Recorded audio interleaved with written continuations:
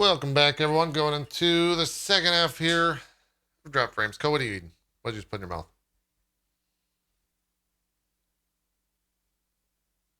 Oh God, there goes spicy almonds. Oh, Mm. what type of spice? Like a peppery spice? What? Habanero barbecue. Okay, all right, They're delicious. all right. This is my lunch today: almonds and Ritz bits. God damn. Peanut butter Ritz bits. It sounds like my dinner where it's like, guys, tonight we're having a hot pocket with a side of TGI Fridays wings. So enjoy. It's gonna be a great dinner. Zeke, let's talk about this fan-made thing, game sequel to the 13th, the 7th guest, the 13th babe. What's the name of the game you played? I'll just read you the blurb. Okay. Or the actual title. Yes. Yeah. The actual title of the game is The 13th Doll, a fan game of the 7th guest. Huh. And it says, return to the 7th guest's Stauf Mansion in this mind-bending FMV puzzle game made by fans of the original series. It came out 2019, October 30th, 2019. Oh, pretty recent. It hasn't been out that long, actually less than a year. So yeah. Developed and published by Attic Door Productions. So this game was definitely kickstarted because in the game you'll look at like paintings or trophies and it'll say, or gravestones, and it'll say like, here lies, Jack, dumb shit. And it'll like, the name will come out to the screen in red. And then you can check like if you've got all the Kickstarter backers who had that whatever tier of Kickstarter backing. You'll see like you can collect them all. It's one of those collectible things, like an achievement in the game if you find all the names in the game. But the thing, okay, first of all, loved it. Absolutely loved it. It was so much fun. They really, really do like the 7th guest. And the 11th hour. And the reason I say that is because a couple of people came in the chat like, is this a faithful like addition to the I'm like, yes, it is campy. The green screen is like sometimes like a little like technically it's not great. The sizing of them, like you'll see like this green screened guy in the kitchen and he's like towering over the door because of the perspective of it. Shit like that. So he looks like he's like 9 feet tall and shit like that. But the 7th guest and 11th hour, they both were like, they're older games. Some of the first CD-ROM games, I'm sure some of the audience members have played. And there's like, you go back and look at them because I played both of them on CD-ROM. Or no, I didn't. No, I didn't play them on CD-ROM, I don't think. One of them might, maybe, but poser. It looks like the technical advances we have made make the game look just kind of ridiculous at times.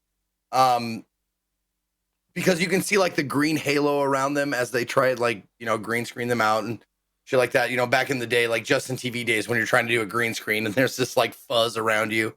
Like there's that shit in there. The acting is camp. Dialogue is cheesy. It fits perfectly. If you like the 7th guest and 11th hour, you will like the 13th doll, hands down. Couple of great additions they made to this game. Couple of quality of life things. You actually move around in this. It's not just like you're not like just looking at a picture of the environment, clicking on it, and then moving towards it. You actually move with the WASD keys. That's a huge improvement. Other huge improvement. Fast travel. This game has fast travel. So you look at the map, you want to go to the attic, you can just click on the attic and go to the attic. It's great. A couple of other good things about the game. It has some content. In that, it took me 2 broadcasts to complete it because there's 2 storylines. There is Tad, the crazy milk. He looks like a milkman, but he's supposed to be like this boy that was like driven mad by Stauf, and he's in an insane asylum. That's where you start. But he looks like he's dressed all in white with this like with an apple hat, like a Newsies hat on, and he looks like a milk boy. And then there's the Dr. Rickard. No, wait, I can't remember his name, but the other storyline is the doctor, the psychological doctor that you play. Huh. And you go through the mansion just like you did in the previous games or a previous game. But you don't get to go to every room until you play both sides of the thing. The puzzles, perfect. They're great. They're exactly as frustrating and satisfying as the other games in the series. I will say they really upped their game on the insults. If you played the 7th Guest or 11th Hour, you know that when you're playing, like you're doing a puzzle and you fail the puzzle, Stauf will just talk shit to you. He is mean. He's like, if you had another brain cell, it would be lonely. Like that kind of shit. Like he just talks mad shit.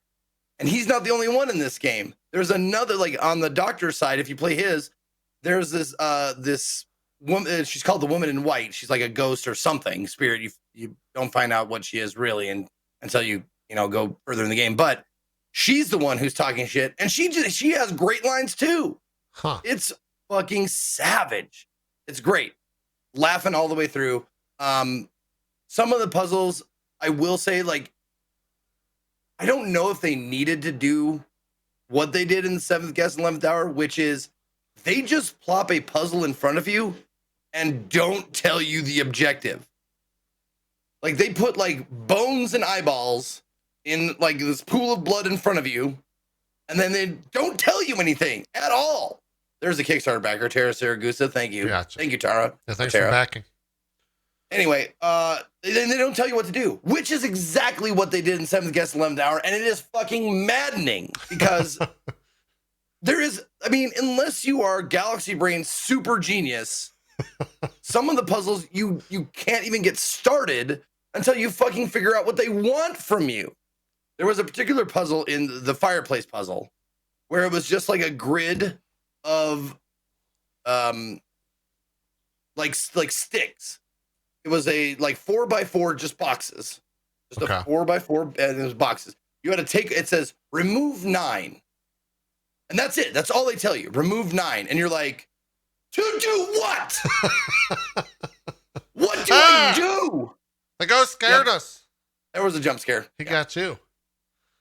But yeah, it won't give you any hint. It just says, I have to remove 9. And you're like, why? What do you want out of this? And then you get like, you feel shitty because you have to get hints unless you just stumble upon like, oh, I know it. Like you've seen the puzzle before somewhere else or something. Right. So I got and the hint system is like, the first hint is remove 9 sticks. And you're like, they already told me that. Like, you don't need to tell me that. It's the first thing they say. And then they'll say something like something like completely obvious. Like, in order to remove things, you pick it up. You're like, fuck it. And they make you wait. It's so fucking hilarious because it goes, you get a hint, and then it says you have to wait for the next hint, which means you have to play the puzzle again 1 or 2 times before you can get another hint. Jeez. And by the third hint, they finally kind of tell you what the objective is. And you're like, thank you. That's and it doesn't like ruin the puzzle or give it away. It just tells you the objective. It's like putting someone in front of a tic-tac-toe that has never seen it. And you're just like, I don't know what you want me to do here. Do I draw things in there? Like I drew a kitty cat. Yeah. One of the squares. They just don't tell you. But that's absolutely within, like, that's the fashion of these games. They just plop you in front of a puzzle and don't tell you anything. It was perfect. I loved it. If you ever played those 7th Guest or 11th Hour, you'll love this game. It's $19.99. It's $20 on Steam. I don't know how long the first 2 games took me, but it felt like this one was longer. It took me about 14 hours to go through both storylines. And that includes like several hours of just like staring at certain puzzles and going like, I do that and I go there and I do this and just rationalizing, figuring out how to like move it and do this kind of shit. Also losing the player versus player games, which are very much hedged against the PC or against the the PC, meaning computer, the computer player. Like you play like a game where you have to like fill in hexagon colors and connect one side to the other, and you can block your opponent and you can like stop them from doing it. And you lose and lose and lose until you figure out like a trick or something like that to the game. One of them was like a Connect 3 game where you play against the computer, and the computer goes second, so they always have the advantage. So it's challenging. It can be very challenging and frustrating. Not nearly as challenging as the reversey game that you play in the 11th hour. Yeah, that was fucking bullshit, but it's still pretty frustrating. Yeah. I was curious. I looked at the Kickstarter for the 13th Doll. They raised 1,200 backers, raised 60,000 in December 2019, December 6th, 2019, for the original Kickstarter. So did that? Oh, 2019. It's less than a year old. Yeah. Yep. Yeah. Well, it's. Oh. They've been trying to get it made for like 3 or 4 years. Yeah. Cool. It's cool. Yeah, there's a lot of production shit that goes into these games because you got to get like actors to set. You got to like, create the lines. You got to like copy the mansion, like room for room. They actually added some new rooms and stuff like that. So yeah, they did a very good job. I was pleasantly surprised. Zeke, what are you doing with these pieces here? Are you just making the horsies kiss? Or are you actually trying to solve? Yes. No, you have to, it's a 3x3 board. And you have two black knights on one side, 2 white knights on the other side, and you have to get them to swap positions. But you can't move to a position that is being attacked by the opposite color. So you have to like figure out how to get them into the opposite corners that they started in. But you can't. The illegal moves are if the other knight can attack your knight. Sure. Okay. Yeah, makes sense. Cool. You finished it, right? You said it was 2 8-hour streams and you're done. Okay. Yep. Cool. About 14 hours. You recommend it? Full on buy? Yeah. If you like the previous games, I would recommend it. I wouldn't recommend it to someone who's never played any of them because you're gonna be like, this is fucking like cheese. This is like a B movie. It's not very well done. Yeah. But if you play the previous game, you're like, it fits perfectly. Gotcha. Yeah. Cool. Cohh, you finished Final Fantasy VII. I think we're going to do most of our conversation about that on Sunday with our show with Maximilian Dude and Strippin. Outside of like spoiler talk, do you have anything to add that we didn't really talk about last week? Or you were kind of at the end of the game last week anyways, so. I was getting close. I will say that my de facto little thing is I remember when I started the game and I was so pissed. I had a rant. I was like, how could Square Enix call it this without like episode 1 or part 1? Like, this is ridiculous. Like this is terrible. And chat was like, finish the game. And I was like, no, I'm not going to just finish the game. I need to talk about this and I'm going to make a highlight. Oh, just finish the game. No, listen, Cohh, shut up and finish the game. And I finished the game and I was like, okay. Yeah. Okay. Oh. Yeah. It's been really hard for me to, anytime that game comes up, it's impossible to talk about that game without talking about the full game. Yeah. So I don't have anything to add until Sunday, until I'm just going to start the show just screaming at the top of my lungs. Dude, I have reviewed footage. I have You've gone the watched like 30,000 videos. I was there during a lot of Max's theory crafting. I watched him finish it and hung out after he had done that. There is so much I want to talk about concerning this game, and I haven't been able to talk about it on my own channel either, barely, because I finished the game and then moved on, and the last thing I wanted was for somebody to come in and be like, "Oh, he's not playing Final Fantasy," and then have me be like talking about major spoilers and stuff. Yeah. So yeah, we are going to have much to talk about on Sunday. Yeah, it'll be good. Yep. Even the meta of it, the meta of the conversation is going to be interesting. On, I look at what Max has done in terms of like his deep dive and all these theories, and like I even have conversation about that. I even have comments about all that nonsense. Not necessarily the theories, but Max's deep diving into that bullshit, I think, is a problem to begin with. So- There are nuances and decisions in Final Fantasy VII that can go like that are not even thoughts while you're playing it. Right. And then you hear about them, you see them, you go back, and you go, "Mother of God!"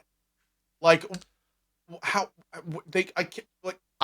As someone who's not done man. that research, I'm excited to see if that's real or if that's just actual bullshit. I'm gonna side right now with bullshit, but I hope it's real. If it is bullshit, it is some of the most nine-head bullshit I have ever seen in my again, it we'll see you all on Sunday at 1 p.m. ET. It's tough to talk about it without spoiling. It's really tough to talk about. We'll talk about it Sunday. Yeah, we have a lot to talk about. Yeah. Will it, if I tune in on Sunday, will it ruin my play of the game if I want to play it later? I don't actually. It depends what you're playing it for. Like there's two things about it. If you're playing it to enjoy a well-made AAA game that has like fantastic music with an amazing fighting system, and you don't necessarily care about really too much of the story, then like it's worth it. The original. Yeah. I think it probably will spoil it. Then if you have nostalgia for the first one, the stuff that happens in this, okay, well then maybe not. I don't know. You're tough to crack. Yeah.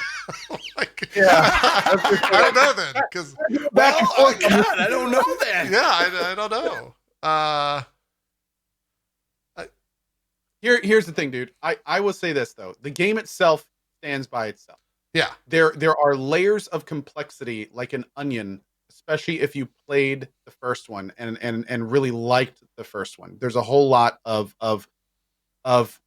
interesting meat there, interesting flavors that you may not be able to taste if you didn't play the first one. But that being said, even if you don't have any of the first one, or if you're like me and don't really remember a lot of the first one, there is still a huge amount of quality game in there that you may not want to spoil necessarily by watching on Sunday. Okay. There are major events that transpire, especially if you don't remember the beginning of Final Fantasy VII, that we will definitely be talking about, and that could very well be surprises to you during your play.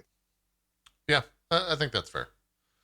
Final thing I want to ask is, knowing me as well as you guys do, is this a game that I'm going to enjoy? Yes, but probably you'll enjoy the like Hollywood action movie sequences that the game has. Okay. I think more than because I think both me and Cohh enjoy that stuff, but I think that's stuff that you're really into, knowing what you're a fan of.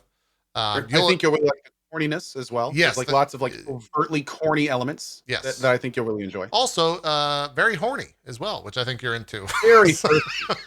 This game is a parched gentleman in the middle of the desert who has just inhaled a salt pack. Yeah. Oh yeah. It's a lot. Whoa.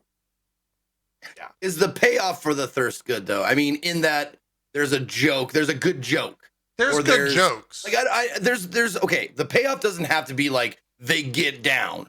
Like they have the fuck. Yeah. But like the payoff could be like just the awkward situation that culminates and it's funny. I think it pays off pretty successfitly about halfway through the game. I would say it's more peripheral thirst than direct thirst. That's good. But like it there's not like a lot of the horniness and thirst is like one-off comments or like very attractive clothing or models. Yeah. Or butts, if you will. Okay. Yeah. There's also a few particular scenes that I think are very liberating from a sexual standpoint. It's very but overall, it's there's even a character or two that is very more expressive than most. But you're not going to get like it's not like straight up like anime style horny most of the time. It's more of that peripheral, like, you know, very pleasing to the eye, laughs here and there, little quips. I would agree. Like I just want to see that added to the Urban Dictionary, peripheral thirst. Peripheral. I want to see that become a new phrase people throw around in gaming. Yeah. Yeah. I also think... And I didn't mean to bust out the scientific terms. I'm sorry, you know, if that was it's a bit much. You know, the show kind of edges on scientific and playful and casual, so it's fun. Okay. I also think that the dialogue, like the actual the writing of the dialogue, not necessarily the writing of the game, but the writing of the dialogue is very smart and very quick-witted, and they have a lot of actual, like, genuinely funny shit to say. Funny banter too. Yeah, funny banter, like things that aren't necessarily in a cutscene, just like you're walking and someone will say something randomly, and it's generally pretty funny for sure. So I think you'll pick up on all that stuff and find it enjoyable. Yeah. Well, there were a couple things that hit me hard as a parent. Like I was laughing. I was like chuckling for a solid 30 minutes or 30 seconds. Like you pass this couple. This couple's like, "Sweetie, I think it's finally time. I'm ready." And he's like, "Oh my God, really? You're ready?" And she's like, "Yeah. Do you want to do it right here, right now?" And he's like, "Yeah, I've been waiting for this moment." And then she's like, "Okay, you start." And he goes, and then she goes, and I was like, "Oh, they have kids." Like this is this. Okay. I didn't find that. There's a lot of stuff you'll miss if you just run straight through the game. So by that degree, Zeke, I think you will also enjoy it because it rewards like seeking out what Cohh just described. Stuff that isn't like drawing to the eye or anything like that. You will appreciate the painstaking effort they went through to make the world feel alive. Totally. Like there are just people walking around, conversations everywhere. Like you constantly feel like you're walking through a living environment. Like there's a lot of things in this game I think you just appreciate from your perspective as a gamer. Yeah. For sure. Yeah. Cool. All right. We're checking out. I will say, yeah, worth checking out for sure. But for everyone else, if you are worried about spoilers, Sunday's not the show you want to watch. I'd say go watch last week's show for kind of me and Cohh's thoughts on the game as a whole, that we did our best to not spoil anything. I think we did a pretty good job. But Sunday's episode will probably just start with like the end of the game, because I think both me and Cohh and Strippin have been waiting to talk about it now for like 2 weeks. Well, Sephiroth this. Yeah. I've actually gone and requested to not be on the front page for Sunday's show, because I don't want to spoil shit for other people. That's super cool, dude. Yeah. I'm Drop Frames. For those that don't know, Drop Frames is usually on the front page. So that's good call. Great call. Yeah. Sorry, I think a breaker just blew. That was weird. But looks like it was just next door. Yep, I got the thumbs up from Aaron. It definitely blew. Anyways, let's talk about X4 Foundations. What have they changed in this game that made you go back to it, Cohh? Okay, X4 Foundations underwent two big changes. The first was the 3.0 patch, which fixed a whole lot of issues that have been kind of slowly, meanderingly have been being fixed over the last year. And then they also introduced the Split Vendetta, which introduces an entire new faction, a bunch of new ships, and what I didn't realize until recently is apparently like these kind of relatively well fleshed out quest lines where you have people to talk to, things to do, places to go, people to see, like little events to witness. It's been really cool. So yeah, I have been thoroughly enjoying my return. I've got like 2 different space stations running right now. I've got a plethora of miners working on traders. I've got a small fleet of little tiny small and medium ships that I'm running around with and doing different various fights and farmings. And this game is big. It's not by any means perfect. It still has some more cook time to go, just as Egosoft games are known to. It's taken like, it takes years in most cases for these games to get like fully fleshed out, because the sheer scope of Egosoft games is huge, considering they're a team of like 20-ish. But it is a very cool game. It's a lot of fun, and I've been having a great time returning to it, for sure. I think we might have to delete the VOD, as Zeke just mooned the entire show. So, well, I didn't. I showed the top of my buttocks on accident, and I'm sorry about that. I did not tie my shorts tight enough, and I apologize. Also, there's a leaky pipe that I had to fix. Is that what we're calling it these days? Yeah, sorry. I'm selling these shorts as a part of my my gamer gear. If you would like them, I'm having a bidding war for charity. Okay. All right. Good. Anyways, back on topic here. Oh God, so is that the game? Do you look at Google while you play X4? Yes, the whole game. I was probably bringing up GOG or something. I have no idea. Okay. But So, but yeah, it's been really cool. Like for those who don't know, X4 is basically a giant space sandbox game. Oh, I think I was probably doing my logo here. You can import your logo. I'm watching you do this. Okay. But X4 is a giant space sandbox game. You have an established universe with multiple different factions, multiple different ship types, different factions, better at different things. You can Real quick, build stations. Go ahead. before you X4, is it the fourth in a series, or is X4 just the name? Yes, it is the fourth X game. So Okay, it is okay. not a 4X game. It is the game X4, which is, a lot of people have been very confused about because 4X is a genre. Right. But this is X4. This is technically X4 Foundations, which is this one, and then it has the Split Vendetta first expansion, which is what I started in. So basically, there's multiple different starts. I picked the one where you start like in a little tiny. Oh, the fifth. Excuse me, the fifth technically, yeah, but we don't talk about the fourth. So yeah. Anyway, but it's a space sandbox game. You can kind of do whatever you want. There's like stuff to find out in the different sectors, like data vaults and derelict ships. You can explore. You can trade. You can just be a miner if you want to. You can have giant fleets or just have your one fleet. It is one of the better sandbox space games out there. The previous one that was kind of seen as the de facto standard was X3. It had been developed for a long time, had some major expansions in it, and was really a pretty solid experience. Also a flourishing mod community. So there's lots of mods that come out for this game all the time. And X4, when it released, was definitely a little feature deprived. It didn't have a lot of what made the previous games a lot of fun. And I started to do a playthrough of it, but there were some major bugs that prevented me from playing for too long. Shelved it for about a year and a half, came back with Split Vendetta and 3.0, and yeah, it's a lot.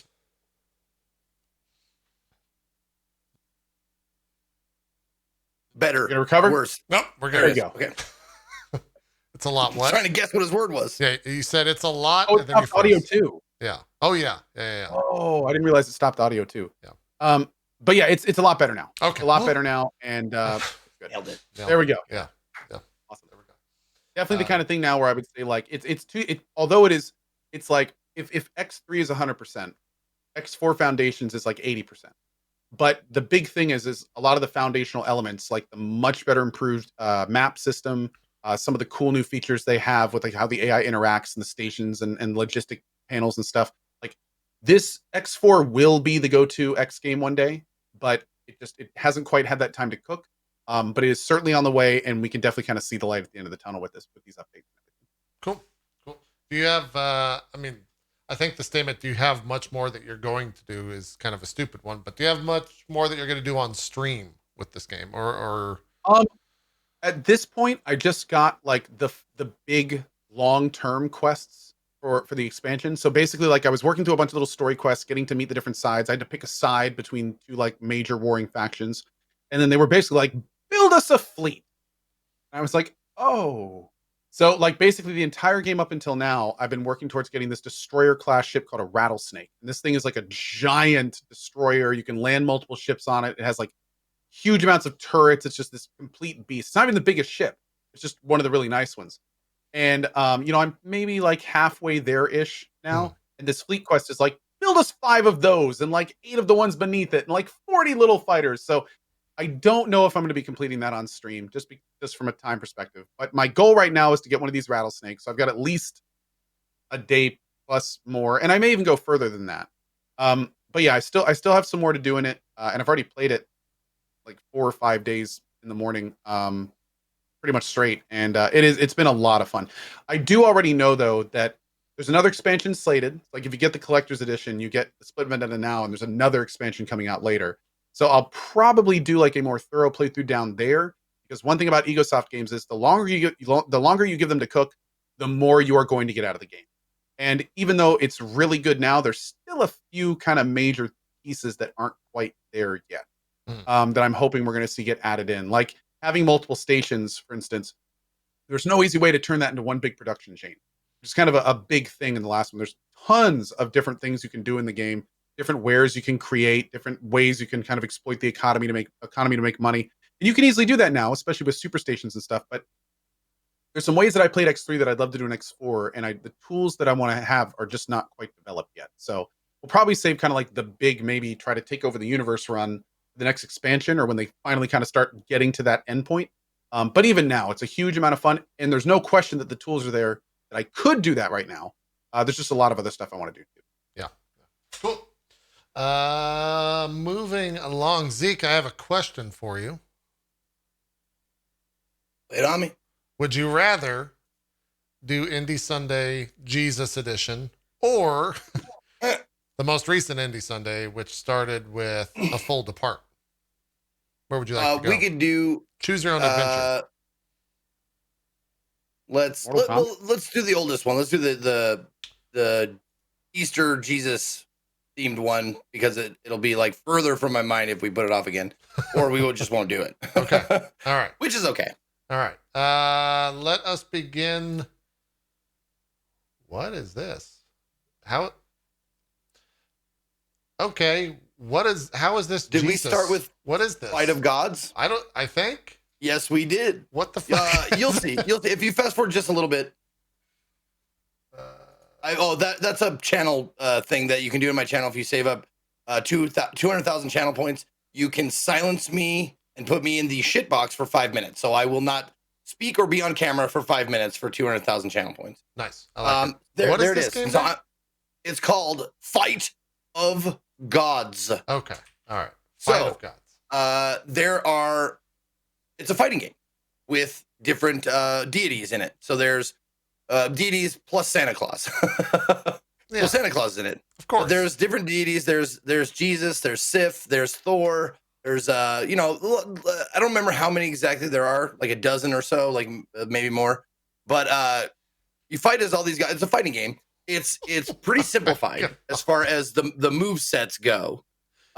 There's only like I want to say like 4 moves of like within the game, meaning like fireballs or punches or dashes or stuff like that, where they require like input, like direct inputs, like half circle forward, half circle back, forward, blah blah blah. There's only like 4 or 5 moves per character, so it's simplified that way.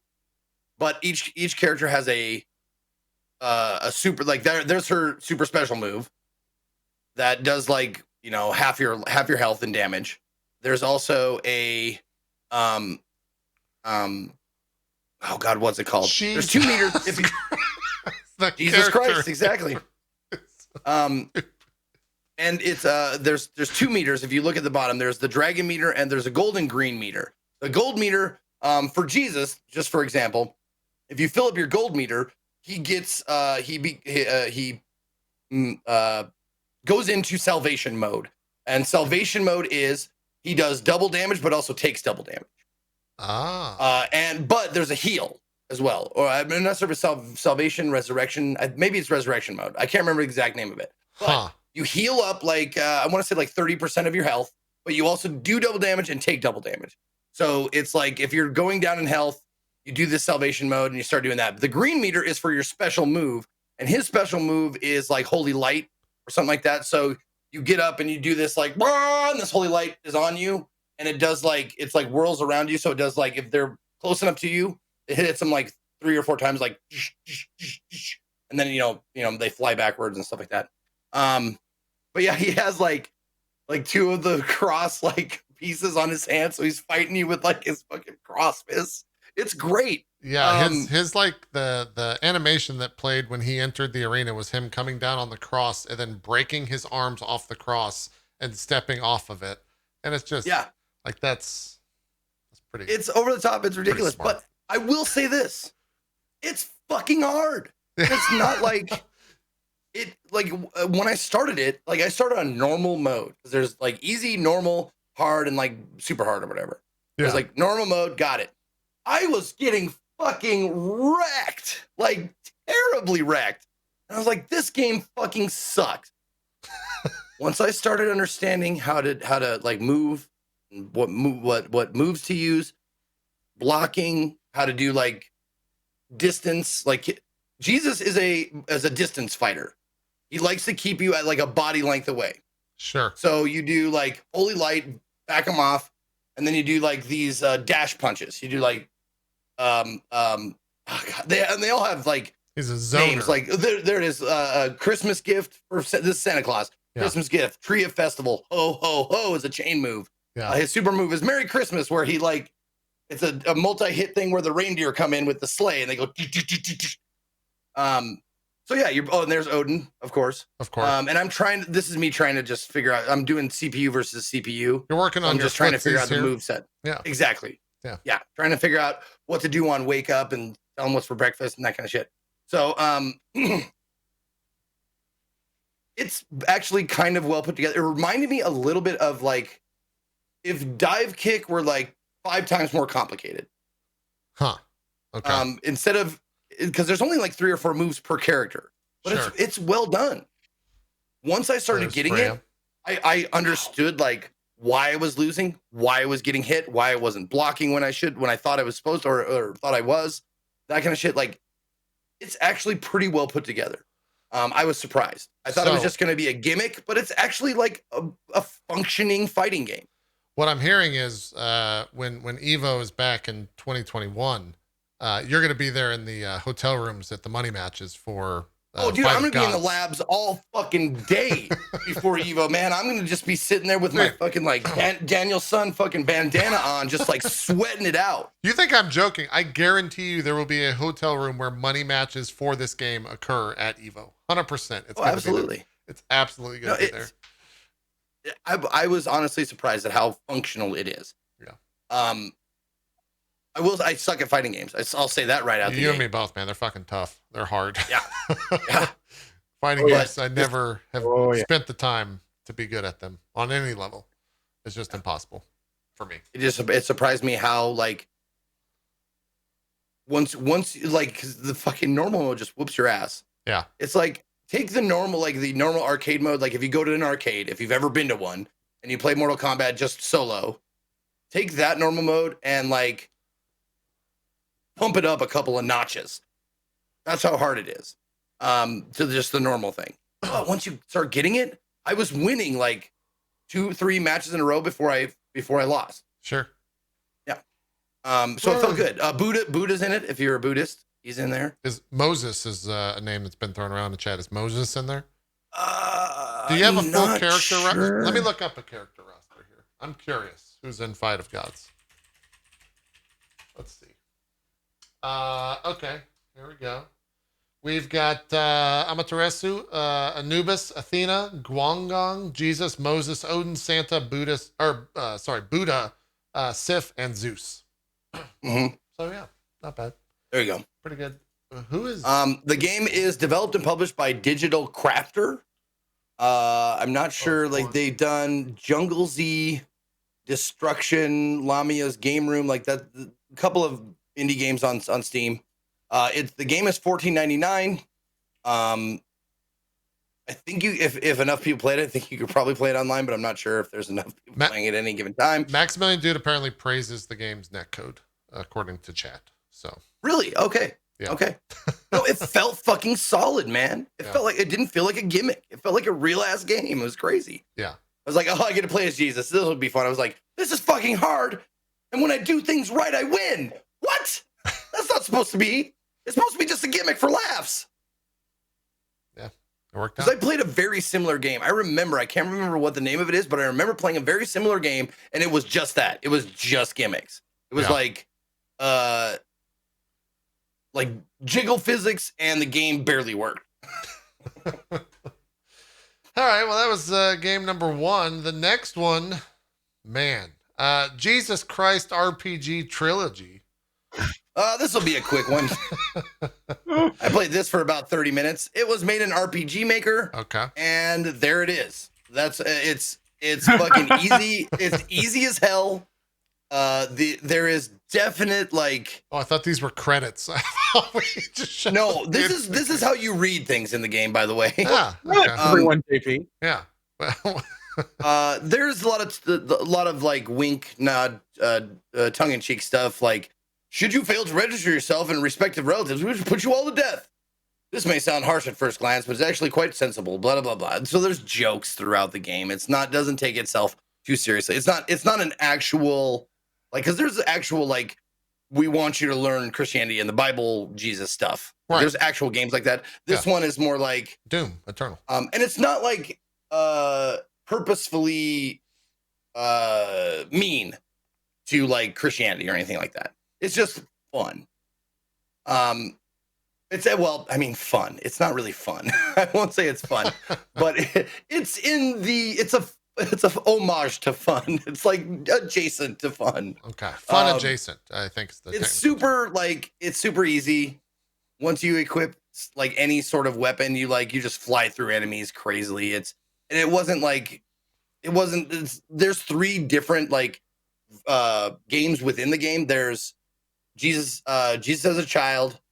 There's before his birth, and then Jesus as the savior, like that kind of stuff. There's 3 different storylines, I guess you can play. I played the Mary and Joseph. This is Mary and Joseph looking for a place to have Jesus. And it was fun for about 30 minutes, and I was like, I'm good. Switch games. It is developed by Whole Tone Games, developed and published. Okay. It came out 2016, so it is 4 years old. Yeah. And it's free to play. I forgot to mention that. Free to play. It's free. Yeah. Okay. Well, that's one really good thing that I can't complain too much about it. It's free. Sure. You want to play it? You want to look at it? Price is right. There was a couple of chuckles in it, but nothing like the game that's coming. One of the games that's coming up, like belly laughs. Okay. Well, the next game is Messiah, a game that I remember from my childhood, at least marketing wise. This game came out in early 2000, maybe even before that. When did Messiah first release, Zeke? 2000. Okay. Oh, 2000. Yep. Okay. It says release date March 31st, 2000. Yeah. How? It is 20 years old. Yeah. How does this 20-year-old? I was gonna say Jim. I don't know if it would classify. Okay. That game hold up. Bob is an angel ordered by God himself to go and clean up the putrid world of the future. He has been given the power of possession so that he can sneak up on any person, animal, or genetically engineered being and leap right into their souls. The rules are up to you. Enjoy the freedom. Mm-hmm. I didn't play it too terribly long. I think I played it. Yeah, I played it for about an hour. I can absolutely see, for being a 20-year-old game, I can absolutely see the fandom of it, the people who actually enjoyed playing the game. Yeah. It's a neat idea. It's weird enough to make you go, what the fuck? But it also is pretty functional once you kind of get around the old jank style controls. It took about 20, 30 minutes of playing it just to figure out how the fuck to get out of a body and possess another body. There's a very specific way you have to do it, and you have to not be noticed while you're doing it. So you have to hide. This baby cherub jumps out. You jump out. That's you. I'm glad you jump said out, that. and you have to jump into their back. I remember to that possess them, marketing. and it has to be in their back, and it can't be anywhere near their front or anything like that. It has to be directly into their back, and you have to get it exactly right. So that once you figure out the distance and how to do it, it becomes a little bit easier. It was fun. I mean, honestly, it's a game that I could definitely have seen myself playing more of. If it wasn't on an indie day, if I set aside a day, I could definitely see myself getting a full broadcast out of it. Yeah. But it was just getting to learn the controls and stuff. I had to remap everything. Oh, see, this is me trying to figure out can I possess a dead guy? Can I just make him? Nope. Okay. Yeah. It's kind of funny to have the fucking futuristic soldier just shooting a baby. Sure. It's kind of fucking funny. Yeah. And if he doesn't have a gun, they'll just kick you to death. Yeah. I remember this game very, very vividly. Yeah, I was gonna say this from a long time ago. Yeah. Long time. The ads used to be all over PC Gamer and I think the other one I used to read was PC Accelerator was maybe the other magazine. Yeah, and it was just and it's an Team Ego game. Are they with the significance of them being? Weren't you mentioning an Ego? I don't think so. I don't think I mentioned that. I don't know if they did anything else. Oh, was Cohh mentioning that? Cohh. Oh no. I was talking about Ego Soft. Very different. Different thing. Okay. Sorry, my bad. Gotcha. Okay. Not wrong correlation there.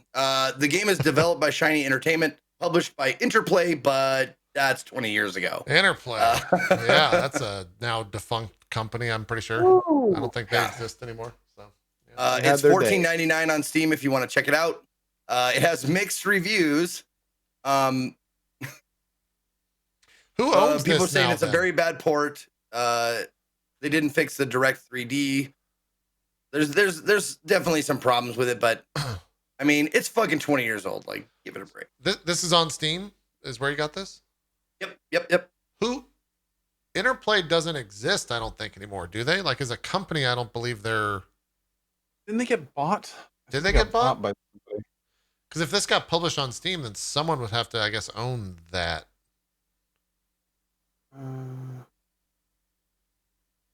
Well, there's a lot of like. I mean, they made Fallout in the late yeah. 90s. Interplay was a big fucking deal. Yeah.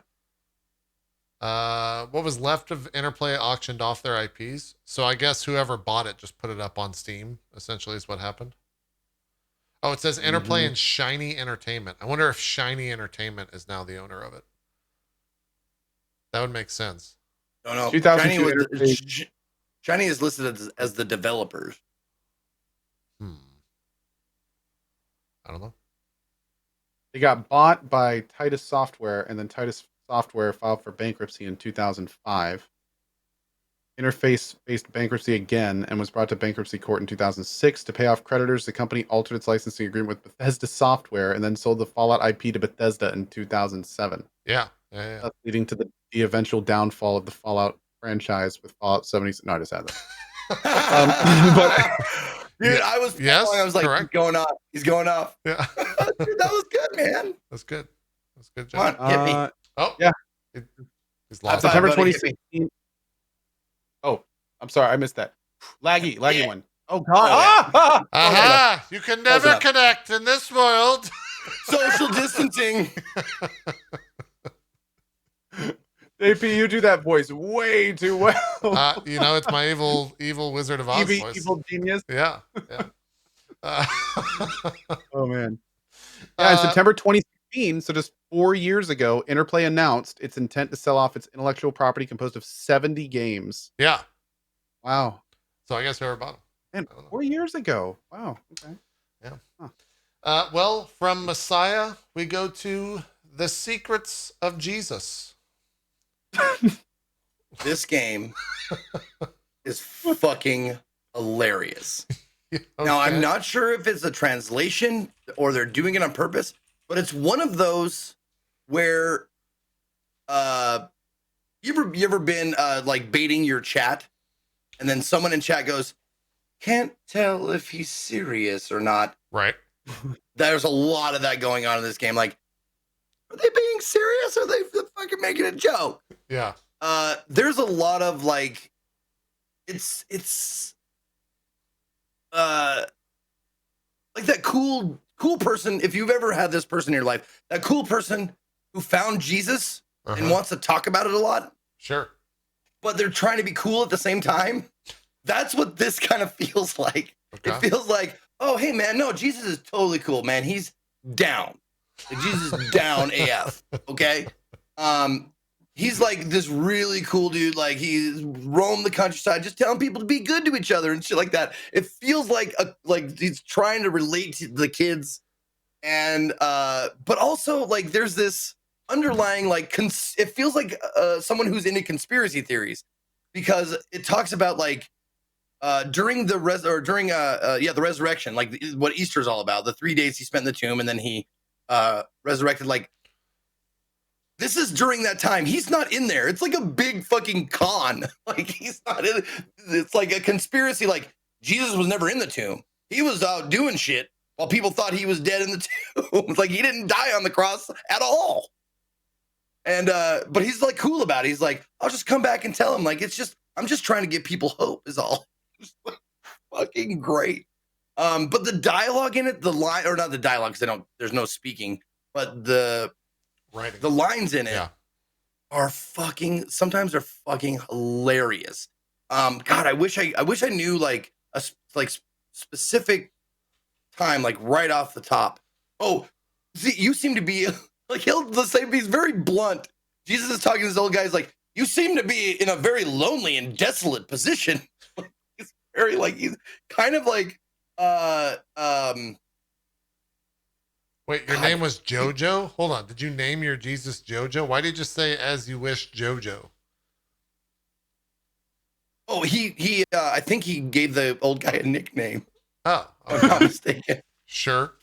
I mean, Jesus is allowed Dialogue to do doesn't that, mean I voice guess. acting. I know Frog. I was just for anybody who like correlated the two between speaking and not speaking being dialogue. Right. I would not recommend it to anybody to live so long. Did you not see Jesus Christ? But yeah, it's a point and click, and that's like it's just a point and click game. I wouldn't recommend playing it on your own because it's not fun. It's one of those games. No, it's one of those games that you have to play it. Like it's exponentially better to play it with friends or with an audience because you can join each other in laughing at how ridiculous the game is. It's fun how with ridiculous the lines are. Yeah, it's a fun with friends game. It's a single player fun with friends game. Exactly. Yeah. And he's Okay. like the character that you play as Jesus is so flippant and blunt. It's like he's, and I don't say this as anything disparaging, but it's like he's like autistic. And I'm not saying that like, I'm saying like he says things that are like, you look old and decrepit. Like he'll just fucking blurt that shit out like right out of your face without like intending for it to be mean, but it just is, you know, that kind of shit. Like no social, like social mores like escape him. Oh, what? Okay, I must have missed must have been a line there because I'm fucking dying. But anyway, the secrets of Jesus. What does that run you? What's it called? Came out November 7th, 2019, so it's less than a year old. Developed and published by the same guy, Amir Matouk, Matouk, Amir, Amir. It is $11.99 on Steam, and it says Secrets of Jesus is a classic point-and-click adventure game, which tells an old tale in a completely new manner. Oh, also, if you like point-and-clicks, and you know what Moon Logic is, I will give you a hint, a tip on the game for free because you're probably never going to play it. But I will give you a tip. If you want to get past the rabbits, because Jesus is scared of rabbits, little did you know, that's actually in the game. He's afraid of rabbits. What you have to do, find yourself a carrot, and Jesus will tell you, once you pick up the carrot, he will tell you, carrots give him flatulence. Find yourself a carrot, go to the rabbits that are blocking your path, eat the carrot, fart out carrot flatulence. The rabbits will leave, and you will kill the crow in the tree. That's a free tip for you. Jesus. Okay. Literally. That puzzle had me stuck for like 15 minutes. I was like, what the fuck do I do? Why not? And I was like, give me one hint. Someone was like, you got to eat the carrot. And I went, you got to be kidding me. I said, it all came together with that one hint. I was like, I eat the carrot and I fart and the rabbits leave, don't they? And it happened. I went, fucking what? Yeah, I called that, but Jesus, literally Jesus Christ. Literally Jesus Christ. That doesn't make, that's, okay. It's Moon Logic. The Secrets of Jesus, followed next by The Procession to Calvary. What is this? This is a game that I'm actually going to be dedicating a full stream to. This is by the same people who did Four Last Things, a point and click where they took Renaissance art and made it like they even say in their blurb, it's Monty Python-esque, where they make them move like puppets and shit like that. I loved Four Last Things. It was very funny, absolutely Monty Python-esque. It'll say, okay, here's the blurb. Pilfer from pirates, conspire with cardinals, and perform miracles with an incompetent magician. The Procession to Calvary is a Python-esque adventure game made from Renaissance paintings and a spiritual successor to the critically acclaimed Four Last Things. The dialogue in it is punchy. It's funny. It kind of smacks of like RimWorld kind of humor, where it's lots of plays on words, lots of puns happening. It's a lot of times it's absurd. The way you progress through the game is very point clicky. You go here, collect this thing, use it on this guy, and then this guy will let you into like on his boat or whatever. Like the first thing you do is like you have to find the oars for the Roman to take you, not Roman, the oars for the boatman to take you like across the lake to go complete your mission or whatever. So you have to find the oars, and you see this guy right here. He has oars as crutches. You have to figure out a way to convince this guy to give you his oars. Blah blah blah blah. Very point and click. Very adventure game. And it's well done. It's really well done. The dialogue is also great. The music, if you like classical music, not only is there different classical track for every screen that you go to, but they tell you exactly what it is, because there'll be I'm not on that. I was pointing up as if I was me in the lower corner. But you can see in the upper right corner, the dude is playing. There's one of those in every scene. There's minstrels in every scene, and you can go up to them and they'll tell you like, it's a lute player playing Rachmaninoff's Fourth in E minor. And it'll tell you exactly like what song it is if you care to know. But the music is good. It's all classical shit if you like classical music. The game is developed by Joe Richardson, published by Joe Richardson and Super Hot Super Hot and Cohh is Cohh the made this? publishers. What's that? Cool. Oh, Cohh published this. Okay. Yeah, co-published this. Yeah. It is $9.99 on Steam, and I'm going to probably, as soon as RE3 is over, I'm probably going to fire it up from the beginning again.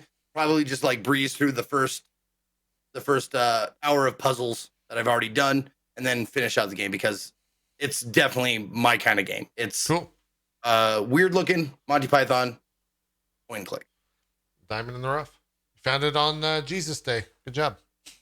I did, yeah. What time? Let's do the other. Let's do a 2X Indie Sunday show. We'll start with a fold apart. What is this game, Zeke? As I find it here real quick. Is this a fold apart? A fold apart. I did not know that this was also available on Steam. The person who linked it. No, we're watching previews at the very beginning. Sorry to say, this is a weird looking fold apart. This. I've started Indie Sundays, like the regular, non-themed Indie Sundays, by looking at trailers for all the what's on the menu for the day. Gotcha. Everybody can have like a good idea of what's coming up and then what to vote for. Smart.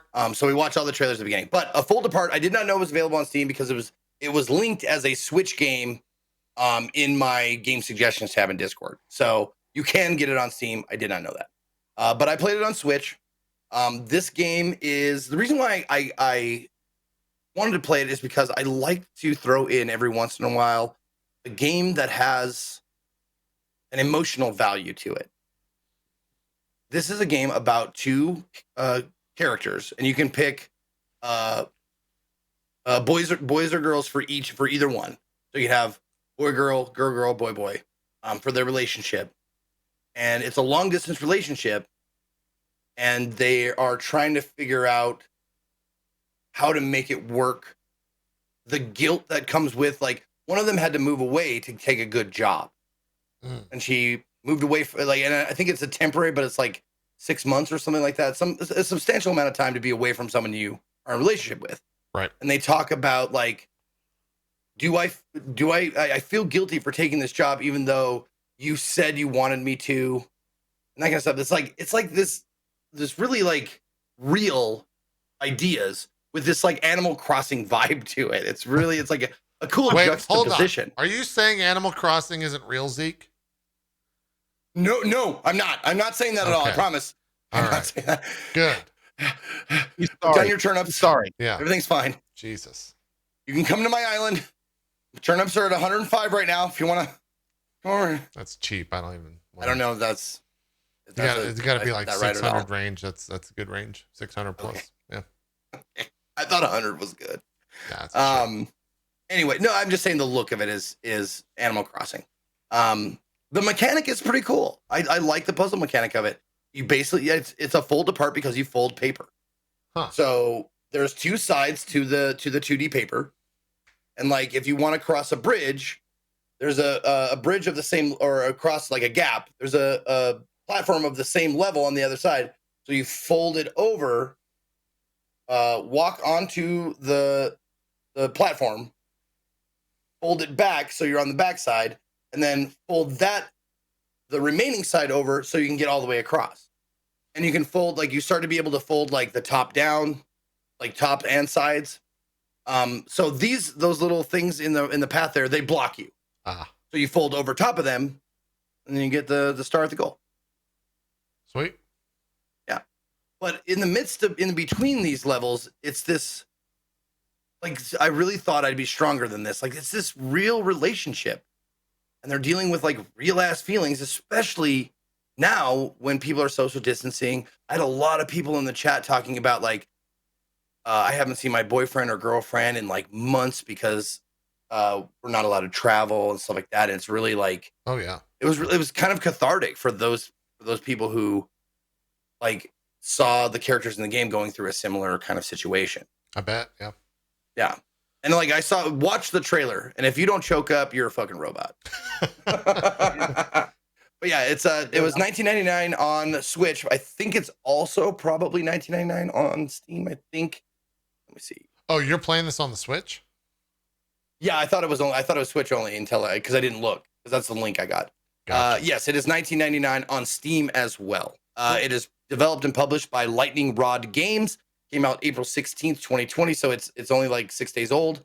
And it says, in a world of folding paper, there are two sides to every story. Cool. I loved it. I think it's charming. I like the puzzles.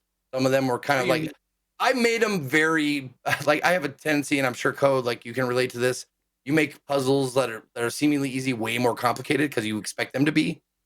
This is one of those games. I'm like, I gotta fold this and do this, and it's like, oh no, it's just one fold and then you can move on. You're like, and I spent like 10 minutes just like, okay, am I doing this and then that and like that? Sometimes it's like you want to solve like, a puzzle one way. It doesn't matter what the real answer is. You want to solve it that way, so you're gonna figure out how to solve it that way. Yep. Yeah. That's the curse. Imagine plumbing, and there's a pipe, and there's the gap here. Instead of taking the one piece that fits perfectly and being done, you go up connectors and valves and shit, and you try and put this here. It's like, and then you try and connect it that way. I do that all the time. So yeah. Same. Makes sense. Hey, you played isn't this Jesse Cox's game, Max Gentleman Sexy Business? I didn't know it was Cox produced it or something. It's a Cox game right here. Yeah. Max Gentleman Sexy Business. The premier Victorian business tycoon and dating simulator. Your family business has been stolen from you. Forge sexy partnerships in the sheets while crushing rival companies in the streets to become England's largest monopoly and reclaim your family honor. Excuse me. It came out February 25th of this year. Developed and published by The Men Who Wear Many Hats. I'm not sure if that's his company. I think Jesse was a producer on it. I think you can be him in the game, by the way. Oh, is that Jesse in the center there? Is he the chef? No. Oh, okay. No. If you're on the right, I mean, it looks just like him. Yeah, it is a splitting image there on the right. If you scoot back a little bit, yeah, in the VOD, keep going. Oh, yep, right there. Oh, wait, he was on the thumbnail. There he is. There he is. Yep, that's Jesse Cox. And how there's like a few characters that you can get by just typing in a code, or they're just their name. Yeah. So if you're on the character creation screen, just type in Jesse Cox, no space. There's no like place to type it. You just type it just on the screen. Gotcha. So Jesse Cox, Markiplier will work. Jim Sterling will work. There's a few playable characters of like, video game famous people that you might know. Right. Okay. But the game is it's a management game. That I thought it was going to be more of a dating sim, but it's a management game. The starting part of it is just a lot of dialogue. Make choices I don't know why you make choices. It's funny. There's a lot of funny lines, funny things that you can say in response to questions like, sorry for the terrible mess. You're paying for the door. What excellent showmanship. I feel safer. I can never be mad at someone who is prepared to kill for me. There's humor in the game, and it's funny. It's good. It's a good amount of humor. But this isn't actually like what the meat of the game is. The first like 15, 20, maybe 25 minutes of the game is just this like getting to know you dialogue and getting to know this shit. This is the game. It's a management sim where you take your you have board members, like the woman right there. You take her to the the place entitled Commoners, and you recruit them as employees, and you try and take over other businesses, fighting them in the guys that are moving in the town square, like in the middle there. Yeah, that's the other business you have to fight. So you have to figure out. They have 3 employees. They have 2 power and fisticuffs, and see if you can beat them physically. Like a hostile takeover is actually hostile. You beat their employees down until they have 0, and then you take over their fucking business. And that's how you grow. That's how you like make money, shit like that. Buildings open up as you pay off. It's a very loan heavy kind of a system. They'll loan you a building, or this lady will build you a building. It's a boxing gym, or just a gym, I guess, for training. But she doesn't ask you first. She just makes the gym and says, "You owe me $20,000 for this." Like, okay. So you have the loan the always Tom Nook like your approach, yeah. Exactly. Yeah. So you make the money, pay off the loan, but for paying off the loan, you do get rewards like an extra seat on the board, an extra board member, so on and so forth.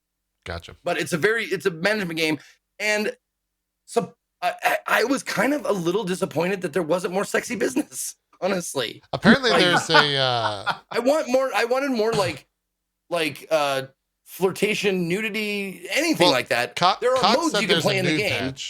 Yeah, there's a mode you can play in the game where there's like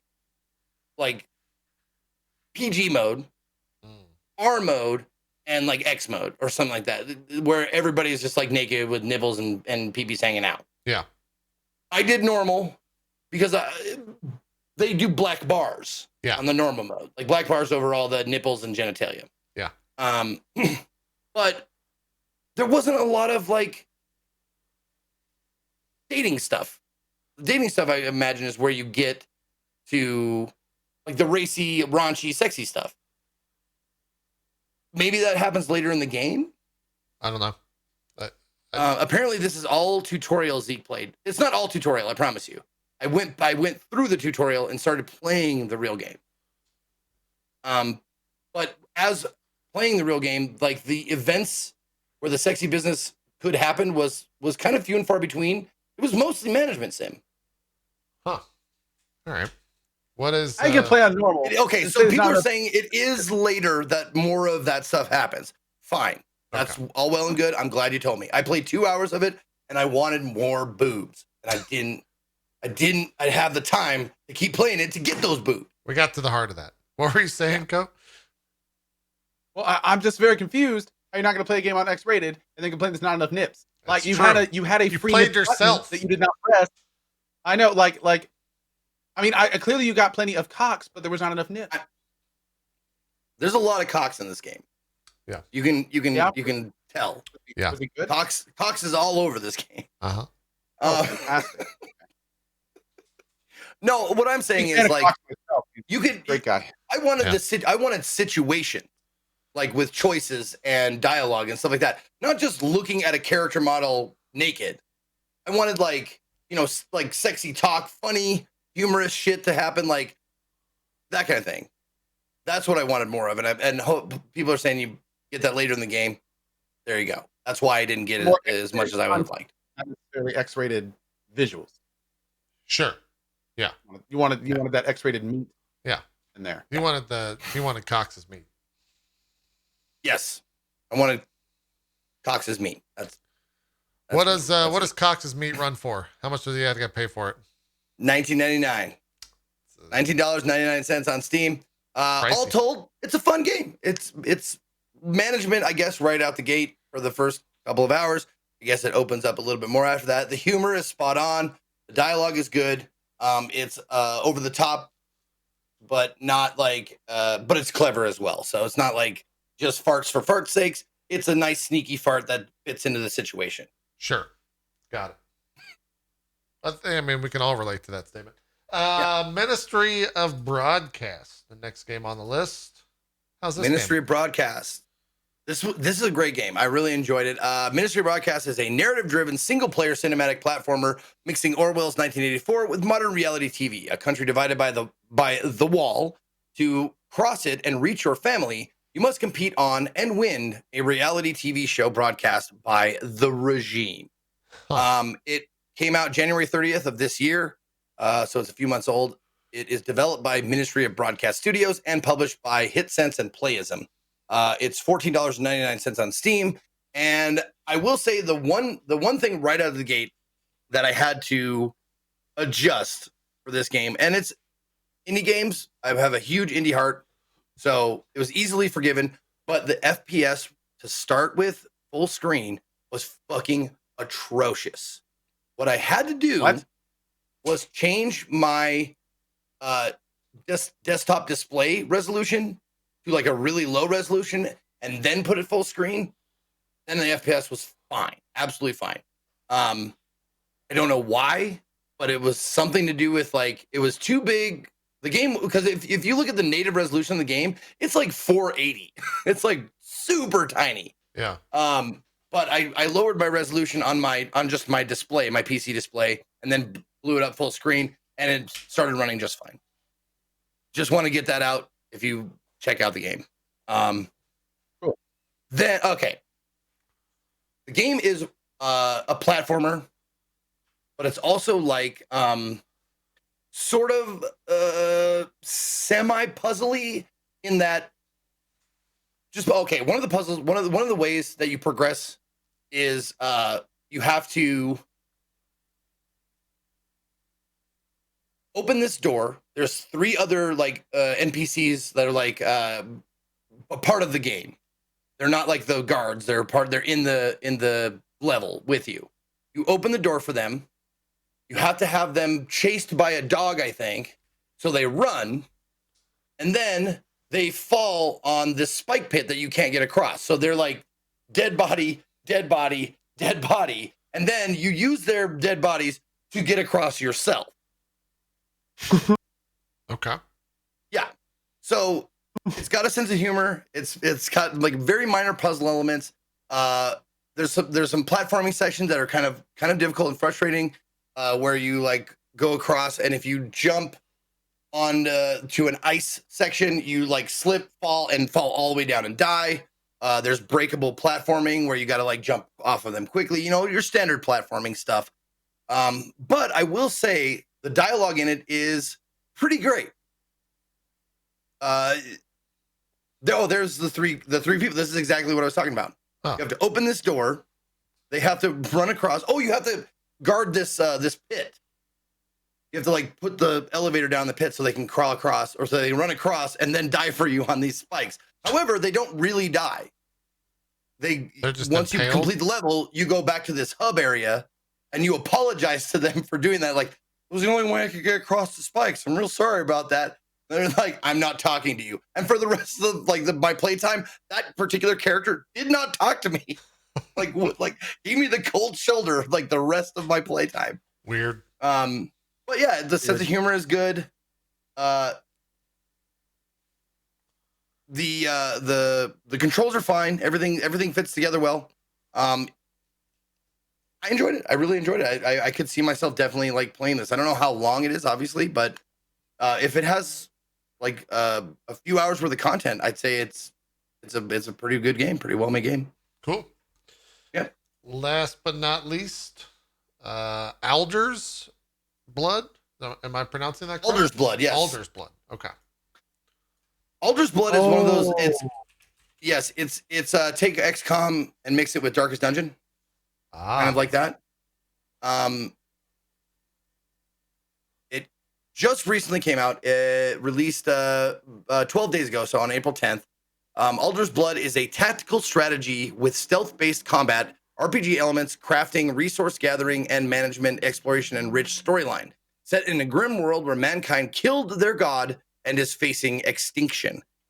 Developed by Shockwork Games and published by No Gravity Games. It is $19.99 on Steam. I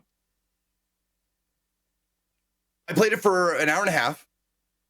I really like the story of this game. It's a really it's gritty. It's like it's like a Western. It feels like a gritty Western. In the wasteland, the deserts. People are you come across like small little townships and stuff like that, but it's also being inhabited by beasts of the land that you have to either it's not all just outright killing for confrontations.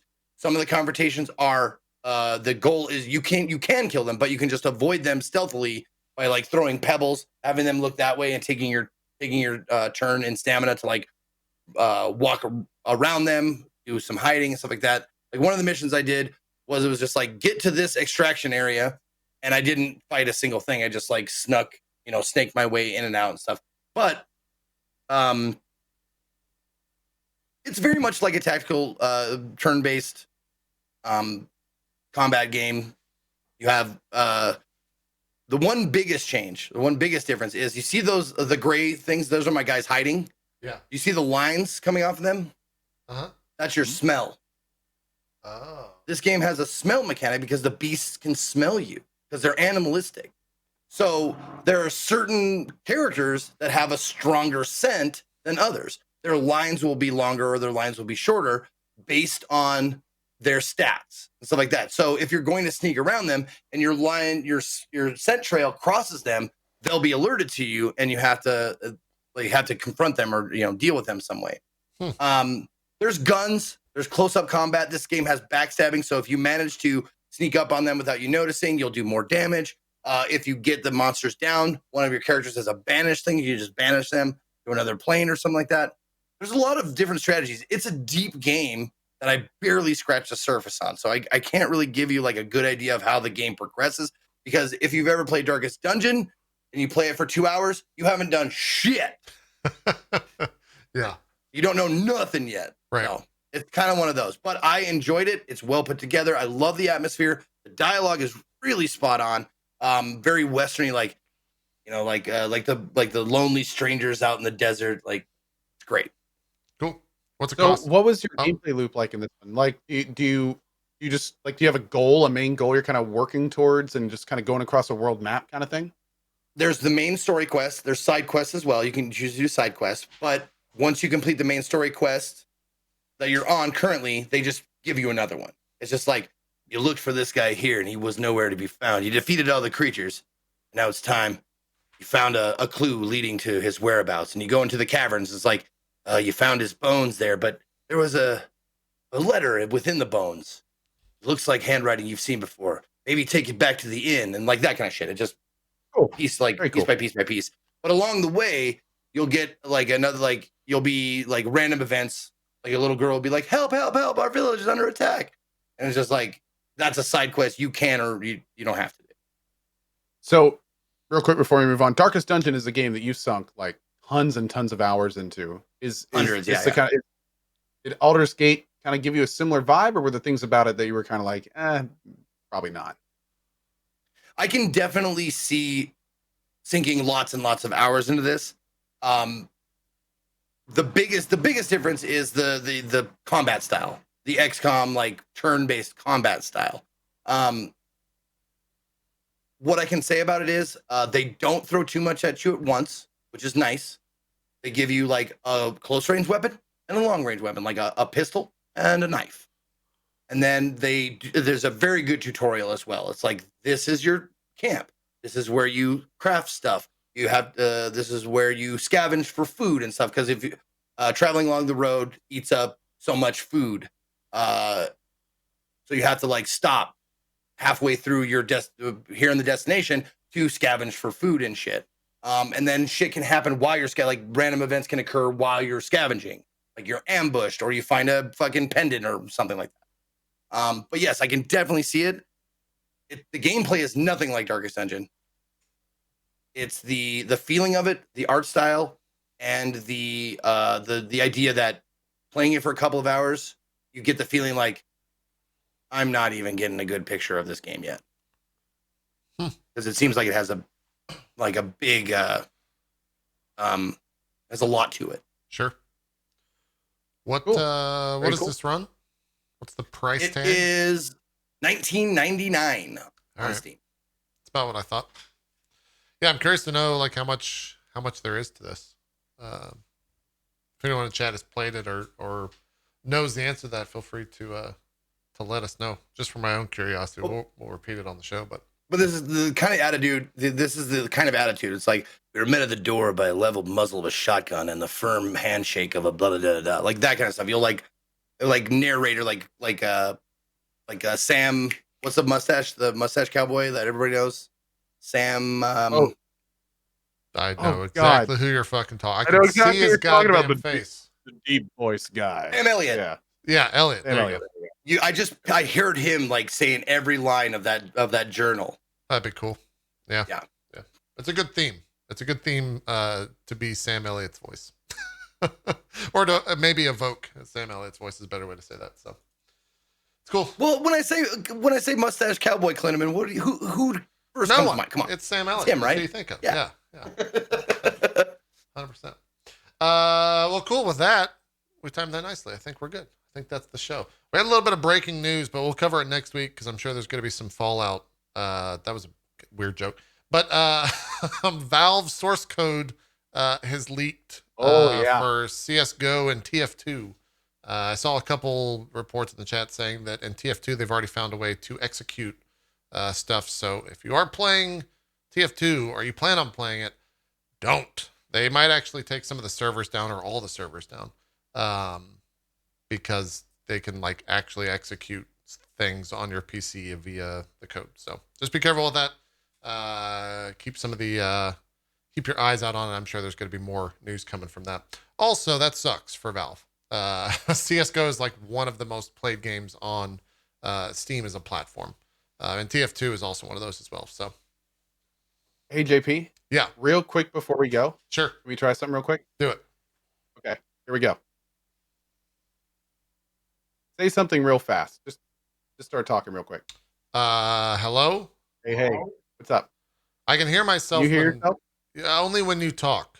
But right now I can't hear anything. So I think that RTX stuff. Are you running the RTX stuff right now? I am definitely running the RTX stuff right now. The only thing is if you keep talking and I keep talking while you're talking. I'm just gonna go. I'm gonna say one thing. Okay, here we go. I'm talking right now, and you're really loud, by the way. Like really, really loud. It completely cuts it out. That's pretty cool, dude. I'm just gonna use this forever. So, like, at least on drop frames, like that's pretty cool. Yeah. Like my speakers right now are at twice the level that I have to keep them, to not have you guys bleed through. So, yeah. If there's any stuttering, that's because my internet. That's different. There's definitely a little bit of signal loss, but it definitely stops the like feedback from occurring. So it's cool. The biggest stuff we've been having is when I'm not talking, because then the echo is so blatantly like obvious. So that's super, super cool. Okay. Yeah. Wow. And by the way, it took like 2 seconds to set up. That's pretty cool. What is are you just running? Is it creating like a virtual? I know the show's over, but I'm just curious. Is it creating a virtual like audio device, or what's it doing? You actually download an application and you select an input microphone that it then monitors for the sound, and you also pick an output device which it then monitors to filter. So, and then at that point you have a new selectable input, which is an NVIDIA RTX, and that is what I went into Zoom and established as my input here. Gotcha. Cool. Pretty cool. Yeah, that's some cool stuff. Let's do some shout outs. Call it a show. Zeke, you want to start us off with some You bet. Keep this short and sweet. My name is Ezekiel III. You can find me at or / Ezekiel_III on Twitch, Twitter, and YouTube. Shortly after this, going to go over to watch Table Stories Gone, which is a new tabletop RPG show that I am sometimes a guest star on. We'll see if I'm on today, but I always like to advertise for that because it's a really fun show. If you want to head over there, twitch.tv/tablestory. That starts in about half an hour. If you want to catch me doing more video games, I will be finishing up Resident Evil 3 tomorrow at noon Pacific. And then after that, I'll probably be checking out oh God, what was the name of it? Oh, I'm fucking it up. The Procession to Calvary. There you go. Point and click game. Cool. Cohh, do some shout outs for us. Sure. Hi, everybody. My name is Cohh. Thank you, as always, for watching today. Also, big thanks to Zeke and JP for another fun show. I am currently playing X4 in the mornings, a little bit of Fallout 76 as well this evening, which I am now doing cozy streams starting around 7 p.m. EST. We'll probably start with some 76 and then go right into some cozy RimWorld, where our colony that has lasted, God, 2 weeks now is still chugging along. I've got most of my people in cataphract armor. We just finished researching our ship, and I am about to die a horrible, painful death. So join me tonight and see how we're going to perish. It should be interesting. On that note, X4 tomorrow morning with more probably 76. And then on Friday, we'll be checking out the new Chimera expansion for XCOM, seeing how that goes. Then moving into next week, we'll be finishing up all those games I mentioned, maybe throwing in some Yakuza 3 and seeing where we go from there.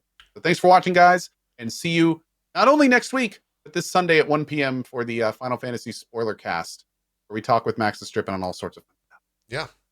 That will be at, I never have fixed this. I still don't know. I think that's the other camera. It doesn't matter. I'll just do this. Hi. As Cohh just said, we'll be doing that spoiler cast at 1 p.m. Eastern on Sunday.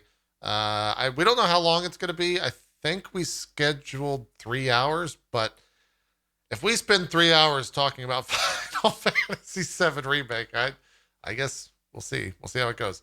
I have a lot to talk about, JP. Okay, Cohh's bringing notes. He's bringing his notes, as he just said. I got a PowerPoint presentation for y'all. Yeah, exactly. Probably playing more Persona 5 after this. Tomorrow we'll start with Persona 5, but then we're going to be playing Redacted around 3 p.m. Eastern tomorrow. And then Friday we'll be checking out that XCOM stuff. I'm actually kind of interested in checking out more XCOM. It's always a fun time just getting in there and missing a 1% shot and getting really upset. And yeah, all that type of stuff. Shout out to NordVPN for sponsoring this show today. If you want more information on that, it's nordvpn.com/dropframes. We would appreciate if you go and check that out so we can do more stuff like that in the future. In terms of what's going on with the pre-show, we have 2 shows scheduled. Next Friday at 1 p.m. Eastern, it'll be myself, Jericho, and Ammunition on a show. And then the following Monday, it'll be myself, DJ Wheat, Day 9, and Shocks from the League of Legends world, as well as esports world in general. So I think that's at 1 p.m. on Friday, and then 4 p.m. Eastern on Monday. I'll tweet all that stuff out for full clarification and all that stuff. But yeah, that's it for me. That's all the stuff I got to promote, and that's it for Drop Frames. We're out. Also, real quick, I saw somebody say, will there be spoilers for Final Fantasy VII? Yes, on Sunday, we will be talking about all of Final Fantasy VII, the ending, our thoughts on it. Like, you will have wanted to either completed Final Fantasy VII Remake or not care at all about hearing everything there is to hear about the ending. Yes. Again, that's Sunday with Max and Strippin and JP and myself at 1 p.m. ET. And it'll be on all channels like normal. Yeah, we'll also be, it's Maximilian Dude, not Gassy Mexican. We're not going to have Gassy there just to be like, it's Maximilian Dude. This game's real weird. I should probably play God of War first before I play this one. No, he won't be there. It'll be Maximilian Dude. So that's that. Thanks everyone for watching. We'll see you next week for a normal show if we don't see you on Sunday for more Dark Frames. Probably talking a lot of XCOM stuff next week with Chimera Squad, and then I don't know if we'll have played Gears yet, but we'll be at least getting ready to play Gears. I forget when that game comes out or when it's streamable. I don't know. We'll figure that out. The 28th, is that Tuesday? When is the 28th? The 28th is Tuesday. So yes, we'll have played some Gears of War. First impressions for sure. That's that. Thanks everyone for watching. We'll see you next time. Have a good one. Bye-bye.